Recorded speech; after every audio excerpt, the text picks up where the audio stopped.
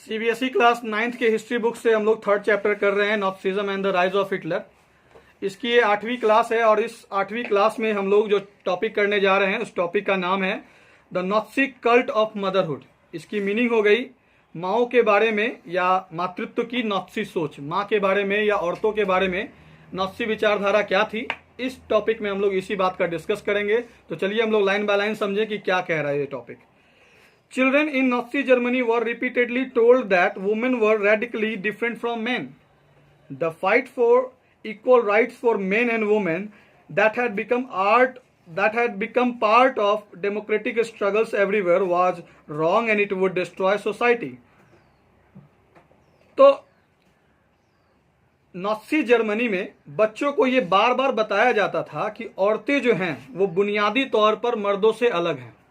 Nazi Germany में Nazi विचारधारा के तहत जो है वो बच्चों को बार बार बताया जाता था कि औरतें जो होती हैं वो मर्दों से क्या होती हैं, मूलभूत रूप से अलग होती हैं, डिफरेंट होती हैं। बुनियादी तौर पर ये क्या होती हैं, दोनों में क्या होता है, अंतर होता है। औरत जो है वो मर्द के लिए समान अधिकार का जो संघर्ष है, मतलब औरतें जो चाहती थी कि जो मर्दों की तरह उनको भी समान अधिकार मिले, जो कि लोकतंत्र संघर्ष का एक हिस्सा भी था। लोकतंत्र जो है वो इस बात की वकालत करता है कि सब लोग समान हैं। तो उसी आधार पर जो ये औरतें जो हैं वो ये कह रही थी कि हमें मर्दों के समान जो है वो सारा अधिकार मिले। नाज़ी विचारधारा के अनुसार ये जो उनकी जो डिमांड थी, ये जो उनका जो मांग था वो गलत था। उनके अनुसार इससे सोसाइटी क्या हो जाएगी, बर्बाद हो जाएगी। आई बात समझ में। तो the Nazi cult of motherhood क्या था कि बच्चों को बार बार बताया जाता था कि औरतें जो होती हैं वो बुनियादी तौर पर मर्दों से क्या होती हैं, डिफरेंट होती हैं, अलग होती हैं। ये जो औरतों का इक्वल राइट्स पाने को लेकर के जो संघर्ष है, औरतें जो हैं वो इक्वल राइट्स पाने के लिए जो है वो क्या कर रही हैं, जो संघर्ष कर रही हैं वो गलत है। ये बात और है कि डेमोक्रेटिक स्ट्रगल जो है, ये लोकतंत्र जो है वो सभी लोगों को बराबर हक देता है और उसी को बुनियाद बनाते हुए, उसी को आधार बनाते हुए औरतें जो हैं वो क्या कर रही थी, अपना जो अधिकार का डिमांड कर रही थी। नाज़ी आइडियोलॉजी के अनुसार ये क्या था, गलत था, ये बेबुनियादी बातें थी। और नाज़ी विचारधारा ये कहती थी कि औरतें जो है वो मर्दों से अलग है और इस तरह का जो संघर्ष है समान अधिकार पाने के लिए वो बेकार है। इससे क्या होगा, समाज का क्या हो जाएगा, पतन हो जाएगा, बर्बाद हो जाएगा। While boys were taught to be aggressive, masculine and steel-hearted, girls were told that they had to become good mothers and rear pure-blooded Aryan children. लड़कों को ये सिखाया जाता था कि वो आक्रामक बने, मर्दाना गुण वाले बने, पत्थर दिल बने, जबकि लड़कियों को ये बताया जाता था कि उन्हें जो है वो शुद्ध आर्य रक्त वाले बच्चों को जन्म देना है, उनकी पालन पोषण करनी है। और girls had to maintain the purity of the race, distance themselves from Jews, look after the home and teach their children Nazi values. औरतों को क्या बताया जाता था, लड़कियों को क्या बताया जाता था कि वो अच्छी माँ बने और शुद्ध आर्यन रक्त वाले बच्चों को जन्म दे, उनका पालन पोषण करें। गर्ल को ये शिक्षा दी जाती थी कि उनको जो है अपनी नस्ल की शुद्धता को मेंटेन रखना है, उन्हें क्या करना है, ज्यूज से अलग रहना है, उन्हें घर की देखभाल करनी है, बच्चों को जो है वो नाज़ी वैल्यूज सिखाने हैं और आर्यन संस्कृति और नस्ल की देखभाल की जिम्मेदारी टोटल उन्हीं पर थी। ये बात उनको क्या करी जाती थी, बताई जाती थी। आई बात समझ में। तो नाज़ी विचारधारा में क्या थी कि बच्चों को बार बार क्या बताया जाता था कि औरतें जो हैं वो मर्दों से अलग हैं। उनका जो ये जो संघर्ष है लोकतांत्रिक संघर्ष के तहत, लोकतंत्र के जो ये एक हिस्सा है, लोकतंत्र का जो ये गुण है कि सभी लोगों को समान अधिकार मिलना चाहिए, उसी को आधार बनाते हुए जो औरतें जो हैं वो समान अधिकार की जो बातें कर रही हैं वो बेबुनियाद है। इससे समाज का क्या हो जाएगा, पतन हो जाएगा, बर्बाद हो जाएगा समाज। लड़कों को सिखाया जाता कि वो आक्रामक बने, मर्दाना बने, पत्थर दिल बने। लड़कियों को सिखाया जाता कि उनको अच्छी माँ बनना है, शुद्ध आर्यन रक्त वाले बच्चों को जन्म देना है, उनका पालन पोषण करना है। गर्ल्स को ये सिखाया जाता कि उनको नस्ल की शुद्धता जो है वो बनाए रखनी है, उन्हें जो है वो ज्यूज से अलग रहना है, बच्चों की देखभाल करनी है, घर की देखभाल करनी है, बच्चों को नाज़ी वैल्यूज सिखाने हैं और आर्यन संस्कृति और नस्ल की देखभाल की जिम्मेदारी भी क्या थी, उन्हीं पर थी। ये सारी बातें उनको सिखाई जाती। इन 1933 हिटलर सेड, 1933 में हिटलर ने कहा था कि in my state the mother is the most important citizen. 1933 में हिटलर ने यह कहा था कि हमारे राज्य में, हमारे देश में माँ जो है वो सबसे इंपॉर्टेंट सिटीजन है, सबसे महत्वपूर्ण क्या है, नागरिक हैं, बट लेकिन in Nazi Germany all mothers were not treated equally. लेकिन नाज़ी जर्मनी में सारी माताओं के साथ, सारी माओं के साथ एक जैसा व्यवहार नहीं होता था। कह तो दिया, लेकिन सारी माओं के साथ एक जैसा व्यवहार नहीं होता था। Women who bore radically undesirable children were punished, and those who produced radically desirable children were awarded. They were given favored treatment in hospitals and were also entitled to concessions in shop and on theatre tickets and railway fares. To encourage women to produce many children, honor crosses were awarded. A bronze cross was given for 4 children, silver for 6 and gold for 8 or more. तो 1933 में Hitler ने कहा था कि मेरे state में मेरी state में जो माएँ हैं वो सबसे इंपॉर्टेंट सिटीजन है, सबसे महत्वपूर्ण नागरिक हैं, लेकिन नाज़ी जर्मनी में सभी माताओं के साथ एक जैसा व्यवहार नहीं किया जाता था। औरतें जो रेडिकली मूल रूप से बुनियादी तौर पर जो अनडिजायरेबल बच्चे पैदा करती, मतलब जिनका लुक अच्छा नहीं है या फिर नाज़ी जर्मनी के सोच के अनुसार ये बच्चे अनडिजायरेबल है, अनवांटेड है, उनको पनिश किया जाता था। उनको क्या किया जाता था? सजा दी जाती थी। और जो बच्चे और वो औरतें जो कि मूल रूप से अच्छे बच्चों को जन्म दी जाती थी, जो डिजायरेबल बच्चे होते थे, उनको अगर किसी औरत ने जन्म दिया है तो उसको अवार्ड मिलता था। उनको अस्पताल में विशेष सुविधाएं दी जाती थी। उनको दुकान में, थिएटर टिकट्स में, रेलवे फेयर में, सब में छूट मिलता था। उनको जो है वो और ज़्यादा बच्चे पैदा करने के लिए क्या किया जाता था? प्रोत्साहित किया जाता था। अगर कोई औरत जो है वो अच्छे बच्चों को जन्म देती है, डिजायरेबल बच्चों को जन्म देती है, तो उन्हें जो है वो ऑनर क्रॉसेस मतलब मेडल टाइप से सम्मानित किया जाता था। ऐसी औरतें अगर 4 बच्चों को जन्म देती हैं, 4 डिजायरेबल बच्चों को जन्म देने वाली माँ को जो है वो एक ब्रॉन्ज क्रॉस दिया जाता था। 6 बच्चों को जन्म देने वाली माँ को सिल्वर क्रॉस दिया जाता था। और 8 या उससे ज्यादा बच्चे पैदा करने वाली माओं को जो है वो गोल्ड क्रॉस दिया जाता था। ठीक है। All Aryan women who deviated from the prescribed codes of conduct were publicly condemned and severely punished. Those who maintained contact with Jews, Poles, and Russians were paraded through the town with shaved heads, blackened faces, and placards hanging around their necks announcing, "I have sullied the honor of the nation." Many received jail in sentences and lost civic honor, as well as their husbands and families for this criminal offense. जितनी सारी आर्यन औरतें थीं, अगर किसी ने भी Hitler की बनाई आचार संहिता का उल्लंघन किया तो उसको पब्लिकली एकदम ओपन एकदम जो है वो क्या किया जाता था? एकदम सभी लोगों के बीच उसकी निंदा की जाती थी, उसे पनिश किया जाता था। जिन औरतों ने भी कांटेक्ट रखा है ज्यूज के साथ, पोल्स के साथ, रशियंस के साथ, अगर किसी ने संबंध बनाया है या फिर किसी तरह का उनका रिलेशन है, तो उनकी बाल मुंडवा दी जाती थी, उनके चेहरे पर कालिक पोत दी जाती थी, उनके गले में प्लाकार्ड्स लगा दी जाती थी, एक बोर्ड टाइप, और उस पर लिख दिया जाता था कि I have sullied the honour of the nation, मतलब मैंने देश के सम्मान को, राष्ट्र के सम्मान को क्या किया है? गंदा किया है। और ऐसे करके उनको बाजार में क्या किया जाता था? घुमाया जाता था। Many received jail in sentences and lost civic honor as well as their husbands and families for this criminal offense. और जिन औरतों ने भी आचार संहिता का उल्लंघन किया, ज्यूज से या फिर पोल से या रशियन से संबंध बनाया, रिलेशन किसी भी तरह का रखा, उन्हें जेल भेज दिया गया, उनके नागरिक सम्मान छीन ले गई, उनके हस्बैंड को, उनकी फैमिलीज को इस बड़े अपराध के लिए उनसे अलग कर दिया गया। आई बात समझ में? The Nazi regime used language and media with care, often to great effect. The term they coined to describe their various practices are not wholly deceptive, they are chilling. तो नाज़ी शासन में जो लैंग्वेज का और media का इस्तेमाल किया गया था वो बड़ी सावधानी से किया गया था। हिटलर की पार्टी, हिटलर नाज़ी आइडियोलॉजी का जिस तरीके से ये लोग विचारधारा को फॉलो कर रहे थे और जो ये कांड कर रहे थे, जिस तरह का कारनामा कर रहे थे, तो इन सबको पूरा करने के लिए इन्होंने मीडिया का इस्तेमाल बड़े सावधानी से किया। अपनी विचारधाराओं पर अमल करने के लिए जो लैंग्वेज का और मीडिया का जो इस्तेमाल इन्होंने किया, बड़ी सावधानी से किया और इसका बहुत फायदा भी हुआ। देखो किस तरीके से इन्होंने इस्तेमाल किया मीडिया का और लैंग्वेज का। अपनी अलग अलग प्रैक्टिसेस को, वेरियस प्रैक्टिसेस को अंजाम तक पहुंचाने के लिए, जीव को अलग करके मारना, ठीक है ना, दूसरों को सताना, ठीक है, चाहे जो भी कानून उसने बनाया था उसको सख्ती से लागू करना। तो उन्होंने अपने तौर तरीकों को बताने के लिए, मनवाने के लिए जिस तरीके से टर्म्स रखी, जिस तरीके से शर्तें रखी, जिस तरह का शब्दों का चयन किया, वो बड़ी डिसेप्टिव होती थी, धोखा देने वाली होती थी। बाहर से बहुत अच्छा लगता था लेकिन अंदर में क्या होता था, बहुत खराब स्थिति होती थी, बदतर स्थिति होती थी। ठीक है, मतलब आपको कहा जा रहा है कि आप जाइए, आप एक रूम में जाइए, इस रूम में जाने से आप सैनिटाइज हो जाइएगा, लेकिन उस रूम में आपको गैस सुंघा कर क्या कर दी जाती थी, आपकी हत्या कर दी जाती थी। तो नाज़ी शासन में लैंग्वेज और मीडिया का बड़ी सावधानी से इस्तेमाल किया गया और उसका बहुत ज्यादा फायदा भी हुआ। तो जिस तरह के शब्दों का उन्होंने चयन किया, नाज़ी पार्टी के लोगों ने जिस तरह के शब्दों का चयन किया, उसने अपने तौर तरीकों को बताने के लिए, मनवाने के लिए जिस तरीके से टर्म्स रखी थी, वो बहुत ही ज्यादा भ्रामक ही नहीं, बहुत ही ज्यादा दिल दहला देने वाली भी थी। क्या क्या किया था उन्होंने, ये देखो।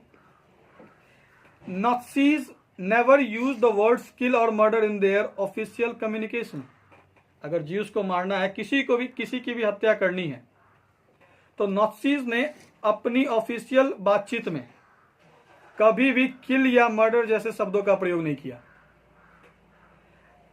मास killings were termed special treatment, final solution for the Jews, euthanasia for the disabled, selection and disinfections, evacuation means deporting people to gas chambers. Do you know what the gas chambers were called? They were labeled disinfection areas and looked like bathrooms equipped with fake shower heads. तो Nazi ने कभी भी अपने official communication में, कभी भी अपने official language में, लेटर में, पत्र में, व्यवहार में कभी भी किल या मर्डर जैसे शब्दों का प्रयोग नहीं किया। मास किलिंग के लिए जो स्पेशल वर्ड था वो क्या था, स्पेशल ट्रीटमेंट। फाइनल सॉल्यूशन का मतलब था कि ज्यूस के लिए अब काम करना है। यूथनेसिया का मतलब था डिसेबल्ड के लिए, और सिलेक्शन और डिसइंफेक्शन जैसे 5 शब्दों का इन्होंने प्रयोग किया, और भी प्रयोग किया, लेकिन शुरुआती 5 शब्द दे रखा है कि किल और मर्डर के जगह पे इन्होंने क्या क्या किया। मास किलिंग्स के लिए special treatment, final solution, euthanasia, selection and disinfection जैसे वर्ड का इन्होंने कोड वर्ड में इस्तेमाल किया। आई बात समझ में?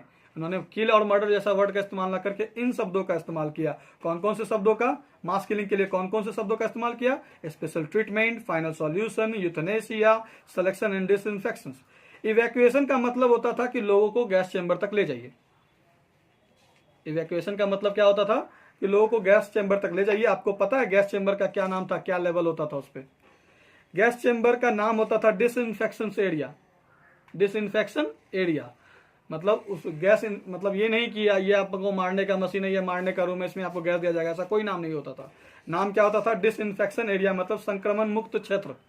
इस एरिया में जाइएगा तो आप में जो भी बीमारी है, जो भी गंदगी है, सब निकल जाएगी। बात समझ में आ रहा है? तो इस तरीके का शब्दों का उन्होंने चयन किया। जो रूम भी होता था वो भी डिसेप्टिव होता था। गैस चैम्बर की जो रूमें हुआ करती थी वो भी डिसेप्टिव हुआ करती थी। वो बाथरूम टाइप होता था जिसमें फेक शावर, नकली फव्वारा लगा होता था, झरना टाइप, और उसमें डाल दिया जाता था, गैस चालू कर दिया गया, लोग सिमट गए उतने में। Media was carefully used to win support for the regime and popularise its world view. Nazi ideas were spread through visual images, film, radio, posters, catchy slogans and leaflets. In poster group identified as the enemies of Germans were stereotyped, mocked, abused and described as evil. Media का भी इस्तेमाल Nazi शासन और Nazi विश्व दृष्टिकोण को बढ़ावा देने के लिए मीडिया को भी एकदम बड़ी सावधानी से इस्तेमाल किया गया ताकि उसके भी विश्वास को जीता जा सके। नाज़ी आइडिया फैलाई गई इमेज के द्वारा, फिल्म के द्वारा, रेडियो के द्वारा, पोस्टर के द्वारा, कैची स्लोगन्स मतलब आकर्षक स्लोगन, नारा के द्वारा, लीफलेट, पर्चों के द्वारा जो है वो नाज़ी की विचारधारा को क्या करी गई, फैलाई गई। नाज़ी के प्रति सपोर्ट इकट्ठा करने के लिए इन सब मीडिया का इस्तेमाल किया गया। कौन कौन सी मीडिया का इस्तेमाल किया गया? इमेज, फिल्म्स, रेडियो, पोस्टर, कैची स्लोगन्स और लीफलेट्स। इन सब का इमेज, फिल्म, रेडियो, पोस्टर, कैची स्लोगन और लीफलेट का ये जो फॉर्मेट है, एग्जाम्पल है, वो आपको पेज नंबर 69 और 70 में दे रखा है। वो हम लोग लास्ट में डिस्कस कर लेंगे, ठीक है, कि किस किस तरह का पैम्पलेट में या लीफलेट में या फिर इमेज में या फिल्म में किस किस तरह की बातें होती थी। वो पिक्चर वाइज, सोर्स वाइज या फिगर 18, 28, 29 इस तरीके से करके उसमें दे रखा है, तो हम लोग लास्ट में डिस्कस कर लेंगे। तो मीडिया का जो इस्तेमाल जो है वो नाज़ी शासन को सपोर्ट देने के लिए किया गया। नाज़ी शासन को सपोर्ट मिले इसके लिए क्या किया गया? मीडिया का भी सहारा लिया गया। तो मीडिया नाज़ी विचार को फैलाने के लिए कौन कौन सी मीडिया का सहारा लिया गया? इमेजेस, फिल्म, रेडियो, पोस्टर, आकर्षक नारे, लीफलेट्स, इन सब का सहारा लिया गया। पोस्टर में फिगर 28 देखो कि फिगर 28 देख लो कि कैप्शन क्या रीड कर रहा है कि a Nazi poster attacking Jews, Jews पर आक्रमण करते हुए जो है मतलब ज्यूस के बारे में बुराई करते हुए जो है वो नाज़ी विचारधारा जो है वो फैला रही, ज्यूस पर आक्रमण करते हुए ज्यूस के बारे में मतलब एक गलत मैसेज देने के लिए किस तरीके का पर्चा या पोस्टर जो है वो लगाया जाता था, उसका एग्जाम्पल फिगर 28 में है। कैप्शन एवं रीड्स, कैप्शन क्या दे रखा है कि money is the god of the Jews, in order to earn money he commits the greatest crimes, he does not rest until he can sit on a big sack of money until he has become the king of money. Caption ये बताता है यहूदियों के बारे में, juice के बारे में, कि पैसा ही ज्यूस का भगवान है। ज़्यादा से ज़्यादा पैसा कमाने के लिए ये लोग क्या करते हैं, तरह तरह का क्राइम करते हैं, ये लोग रेस्ट नहीं करते हैं, और जब तक कि एक बड़े से बोड़े पर, पैसे से भरे बोड़े पर यहूदी बैठ ना जाएं, तब तक, जब तक कि एक राजा के समान बन ना जाए, पैसों के मामले में एक राजा के समान ना बन जाए, तब तक ये लोग पैसा पैसा हाय पैसा करते रहते हैं। और क्या होता है, इनका पैसा ही क्या है, देवता है। ऐसा प्रचार जो है वो पोस्टर के माध्यम से नाज़ी पार्टी के लोग जो है वो ज्यूस के बारे में मतलब एक तरह का बुराई जो है वो फैलाने का काम किया उन्होंने। तो मीडिया जो है बड़ी सावधानी से इसका इस्तेमाल किया गया नाज़ी विचारधारा को सपोर्ट करने के लिए और ज्यूस के खिलाफ भड़काने के लिए। कौन कौन सी मीडिया का इस्तेमाल किया गया, images, films, radio, posters, catches, slogans and leaflets, है ना। तो चलो हम लोग पहले वो पिक्चर ही डिस्कस कर ले। तो 28 समझे आप, फिर देखो आप 30 देखो, 29 देखो। A Nazi party poster of the 1920s, it asked workers to vote for Hitler, the frontline soldier. ये एक नाज़ी पार्टी का पोस्टर है 1920s का।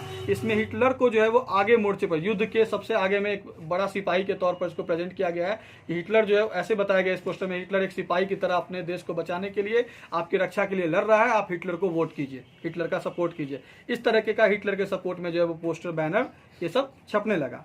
29 देखो, the leaflet shows how the Nazi appeal to the peasants. और ये leaflet देखो कि किस तरीके से पैम्पलेट में, पर्चों में जो है वो पीजेंट्स को के लीफलेट जो है वो देखो किस तरीके से दिखा रहा है कि किस तरीके से किसानों को अपील किया गया कि वो नाज़ी पार्टी को सपोर्ट करें। लीफलेट जो है वो पर्चे छपवाकर जो है वो किसानों में बांटा गया। उसमें लिखा गया कि German farmer you belong to Hitler. उसमें लिखा गया कि जर्मनी के किसान तुम हिटलर के हो। क्यों? The German farmer stands in between two great dangers today. The one danger, American economic system, big capitalism. The other is Marxist economic system of Bolshevism. Big capitalist and Bolshevik work hand in hand. They are born of Jewish thought and serve the master plan of world Jewry, who alone can rescue the farmer from these dangers. National Socialism. तो पर्चे में क्या कहा गया कि Germany के किसान तुम हिटलर के हो। क्यों? क्योंकि आज जर्मनी के किसान जो है वो दो खतरों के बीच में है। पहला तो अमेरिकन इकोनॉमी सिस्टम का, बिग कैपिटलिज्म के एक तरफ बिग कैपिटलिज्म का खतरा है, अमेरिकन इकोनॉमी सिस्टम का खतरा है। तो दूसरी तरफ जो है वो बोल्शेविज्म की मार्क्सवादी अर्थव्यवस्था का खतरा है किसानों को। ऐसे में ये दोनों जो हैं वो यहूदी विचारधारा से जन्मे हैं और यहूदीवाद को पूरे विश्व में फैलाना चाहते हैं ये लोग। और तुम किसान जो हो वो क्या हो, इन्हीं दोनों के बीच में पिस रहे हो, सताए जा रहे हो। इन्हीं से तुम्हें क्या है, खतरा है। तो ऐसे में कौन तुम्हारी इन खतरों से क्या करेगा, बचाव करेगा? तो केवल कौन करेगा? नेशनल सोशलिज्म करेगा, हिटलर की पार्टी करेगी, नाज़ी पार्टी के लोग करेंगे। तो इस तरीके से किसानों को अपनी तरफ मिलाने के लिए क्या किया गया, इस तरह के पर्चे बांटे गए। लोगों को हिटलर के प्रति वोट देने के लिए जो है वो ये बैनर पोस्टर लगाया गया कि हिटलर एक सिपाही की तरह देश की रक्षा के लिए आगे बढ़ रहा है, तुम हिटलर को क्या करो, सपोर्ट करो। तो आपने देखा कि किस तरीके से मीडिया का इस्तेमाल जो है वो नाज़ी शासन को बढ़ावा देने के लिए, नाज़ी शासन को लोग फेवर करें, नाज़ी शासन को लोग अच्छा माने, है ना, उनके वर्ल्ड व्यू को पॉपुलराइज करने के लिए मीडिया का किस तरीके से इस्तेमाल किया गया, है ना। Poster, images, films, radio, posters, आकर्षक स्लोगन, लीफलेट्स वगैरह का इस्तेमाल किया गया लोगों को अपनी तरफ लुभाने के लिए, नाज़ी पार्टी में ज़्यादा से ज़्यादा लोगों को जोड़ने के लिए। पोस्टर में जो जर्मनी के जो दुश्मन थे उन पर उनकी हंसी उड़ाई गई, उनके गाली दिया गया, उनको बुरा बताया गया पोस्टर में लगा लगा के, ठीक है। Socialist and liberals were represented as weak and degenerate. Socialist और लिबरल्स को जो है वो क्या बताया गया कि ये लोग कमजोर हैं, पथभ्रष्ट हैं। They were attacked as malicious foreign agents. इन सोशलिस्ट को और लिबरल्स को बताया गया कि ये लोग विदेशी एजेंट हैं। ये कहकर क्या किया गया, उनको बदनाम किया गया। Propaganda films were made to create hatred for Jews. Propaganda, प्रचार के व्यू से फिल्म बनाई गई, छोटा छोटा फिल्म बनाया गया ताकि ज्यूज के लिए नफरत को क्या करी जा सके, पैदा करी जा सके। The most infamous film was the eternal ज्यू जीव। तो जो इसमें से सबसे कुख्यात जो फिल्म थी वो इटर्नल जीव थी, कि सबसे ज्यादा नफरत फैलाने का काम इसी फिल्म ने किया था। Orthodox Jews were stereotyped and marked. Orthodox Jews जो थे, परंपरा प्रिय जो यहूदी थे, उनकी एक खास तरह की छवि जो है वो पेश की जाती थी। They were shown with flowing beards wearing caftans, whereas in reality it was difficult to distinguish German Jews by their outward appearance because they were a highly assimilated community. They were referred to as vermin, rats and pests. Their movements were compared to those of rodents. Nazism worked on the minds of the people, tapped their emotions and turned their hatred and anger at those marked as undesirable. तो Orthodox परंपरागत प्रिय यहूदी जो थे, उनकी खास छवि बनाने की जो है वो क्या करी गई, सारी प्रक्रियाएं अपनाई गई। उनको जो है वो ऐसे दिखाया गया कि ये लोग बढ़ी हुई दाढ़ी रखते हैं और कैफ्टन जैसा कपड़ा पहनते हैं। कैफ्टन एक लंबा कोट जैसा अंगरखा होता है, ऐसा कपड़ा पहनते हैं। ज्यूज के बारे में ये बताया गया, जबकि रियलिटी ये थी कि जर्मन ज्यूज में अंतर करना बहुत मुश्किल था, लगभग असंभव था, क्योंकि ये दोनों साथ रहते थे उस वक्त तक, जब तक इनको अलग नहीं किया गया था। ये लोग साथ रहते थे और काफी घुले हुए मिले हुए थे। इनको जो है, ये ज्यूस को जो है वो केचुआ, रैट्स, चूहा, पेस्ट, कीड़े मकोड़े का दर्जा दिया गया। और ये लोग जो इधर से उधर घूमते रहते थे, अपनी जान बचाने के लिए घूमते हो, चाहे किसी भी पर्पज से घूमते रहते थे, तो इनको कुतरने वाले जानवर का, छुछुंदर का दर्जा दिया गया।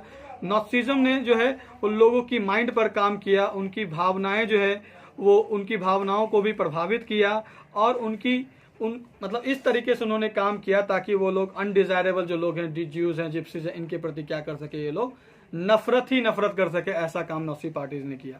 The Nazi made equal efforts to appeal to all the different sections of the population.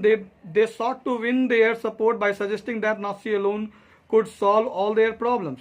Nazi ने आबादी के सभी हिस्सों को आकर्षित करने के लिए प्रयास किया। पूरे समाज को अपनी तरफ मिलाने के लिए उन्होंने लोगों को ये बताया, ये सजेस्ट किया कि नाज़ी पार्टी ही जो है वो आपकी सारी समस्याओं का क्या कर सकती है, समाधान कर सकती है। ये सब प्रचार उन्होंने किया। अब यहाँ पर आपका चैप्टर तो कायदे से खत्म हो जाता है, लेकिन सोर्स ई, एफ और जो सम इंपॉर्टेंट डेट्स है उसको भी हम लोग डिस्कस कर लें। In an address to women at the Nuremberg Party rally 8 September 1934, Hitler said, "We do not consider it correct for the woman to interfere in the world of the man. In his main sphere, we consider it natural that these two worlds remain distinct. What the man gives is courage on the battlefield, the woman gives in eternal self-sacrifice, in eternal pain and suffering. Every child that women bring to the world is a battle waged for the existence of her people."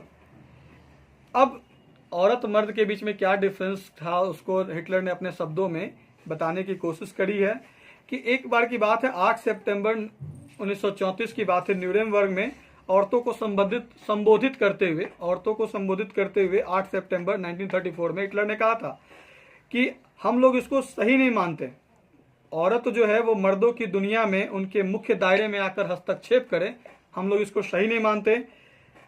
We consider it natural that those two worlds remain distinct. मेरा मानना है, हम लोगों का मानना है, Nazi party का मानना है कि औरत और मर्द की जो दुनिया है वो अलग है। मर्द जो है वो बैटलफील्ड में अपनी साहस दिखाते हैं, जबकि औरतें जो है वो बैटलफील्ड में ना जा करके आत्मत्याग करती हैं, है ना, आत्मत्याग करती हैं, दर्द सहती हैं, सफरिंग सहती हैं। जो हर बच्चा जिसको वो पाल पोस कर बड़ा करके सिपाही बनने के लायक बनाती है और जो सिपाही बनकर युद्ध के मैदान में जाता है, देश के लिए लड़ता है, कहीं ना कहीं औरतें इसी तरीके से देश की क्या कर रही हैं, रक्षा कर रही हैं। तो मर्द जो है वो बैटलफील्ड में रक्षा कर रहे हैं, औरतें जो है वो क्या कर रही हैं, घर में रखकर बच्चों को पाल पोस कर क्या कर रही हैं, युद्ध में अपनी सहभागिता निभा रही हैं, वो कष्ट सह रही हैं। मर्द जो है वो सोल्जर, सिपाही बनकर कष्ट सह रहे हैं, जबकि ये बच्चे को पैदा करके, बच्चों को पालन पोषण करके उन्हें इस काबिल बनाकर क्या कर रही हैं, कष्ट पीड़ाएं, आत्मत्याग कर रही हैं। Hitler at the Nuremberg party rally 8 सितंबर 1934 ऑल्सो सेड, उसी 8 सितंबर 1934 को न्यूरेमबर्ग पार्टी रैली में हिटलर ने यह भी कहा था, the women is the most stable element in the preservation of a folk. तो उन्होंने क्या कहा था कि वुमेन जो है वो एक स्थिर तत्व है, लोगों की बचाव के लिए, लोगों की बचाव में, लोगों की रक्षा में वुमेन जो है वो एक स्थिर तत्व है। She has the most unerring sense of everything that is important to not let a race disappear because it is her children who would be affected by all this suffering in the first place. That is why we have integrated the women in the struggle of the racial community, just as nature and providence have determined so. तो Hitler ने Nuremberg party rally में 1 सितंबर 1934 को यह भी कहा था कि औरतें जो हैं वो फोक के लोगों के प्रिजर्वेशन में, उनकी रक्षा में जो है वो स्थिर तत्व हैं। उसे इस बात का सबसे अच्छी तरीके से पता होता है कि अपनी नस्ल को बचाने के लिए, औरतों को इस बात का बहुत अच्छे तरीके से इल्म होता है, जानकारी होती है कि अपनी नस्लों को बचाने के लिए क्या क्या इंपॉर्टेंट है, क्योंकि उसी के बच्चे जो है वो सबसे पहले साड़ी पीड़ा और दुख से प्रभावित होंगे। जो पाल पोस कर जिन बच्चों को बड़ा करेगी, जो बैटल फील्ड में जाएंगे, वही तो सबसे पहले प्रभावित होते हैं। तो उन्होंने कहा कि औरतें जो हैं वो क्या है, एक स्थिर तत्व हैं फोक के प्रिजर्वेशन में। उसे इस बात का सबसे अच्छी तरीके से पता होता है कि अपनी नस्ल को बचाने के लिए क्या क्या इंपॉर्टेंट है, क्योंकि उसी के बच्चे जो हैं वो सबसे पहले सारी पीड़ा दुख से प्रभावित होंगे। इसलिए हमने जो है, मतलब नाजी पार्टी ने, हिटलर के लोगों ने नस्ली समुदाय के संघर्ष में औरतों को वही स्थान दिया है जो कि प्रकृति ने, नियति ने के अनुसार है। ठीक है, तो यहाँ पर ये 4th यूनिट खत्म होता है। इसमें जो है वो सम इम्पोर्टेंट डेट्स है जिसकी चर्चा पहले ही हो चुकी है कि किस तरीके से 1 अगस्त 1914 को फर्स्ट वर्ल्ड वॉर शुरू हुआ था, 9 नवंबर 1918 को जर्मनी ने घुटने टेके और युद्ध समाप्त हुआ, 9 नवंबर 1980 को वाइमर रिपब्लिक की घोषणा हुई, जून 28 1990 को वर्साय में संधि हुआ। और इस तरीके से जो इंपॉर्टेंट डेट्स है उसको आप खुद कर लोगे। ठीक है, किस तरीके से मई 8 1945 में अलाइड की विक्ट्री हुई, जर्मनी 27 1945 में सोवियत ट्रूप्स जो है उसने जो है वो ऑस्विट्ज को आज़ाद किया, किस तरीके से दिसंबर 8 1941 में यूनाइटेड स्टेट्स ने सेकेंड वर्ल्ड वॉर ज्वाइन किया, जून 23 1941 में सबसे ज़्यादा जो है वो मास किलिंग हुई ज्यूस की, और सेकेंड वर्ल्ड वॉर जो है वो किस तरीके से सेकेंड वर्ल्ड वॉर जो है वो 1 सितंबर 1939 को जर्मनी ने पोलैंड पर आक्रमण किया और सेकेंड वर्ल्ड वॉर शुरू हुई। और फिर जून 22 1941 को जर्मनी ने फिर क्या किया, यूएसएसआर पर हमला किया। तो इस तरीके की इंपॉर्टेंट डेट्स जो है वो उसको आप बार बार पढ़ो। ये पीछे वाला जितना डेट्स था उसको एक जगह लाने की कोशिश करी गई है। तो यहाँ पर ये आपका 4th यूनिट खत्म होता है। इसको आप बार बार रिवाइज करो, देखो। ठीक है, और जितना बार रिवाइज करोगे उतना ज़्यादा अच्छा रहेगा। तो आज के फिलहाल इस क्लास में इतना ही।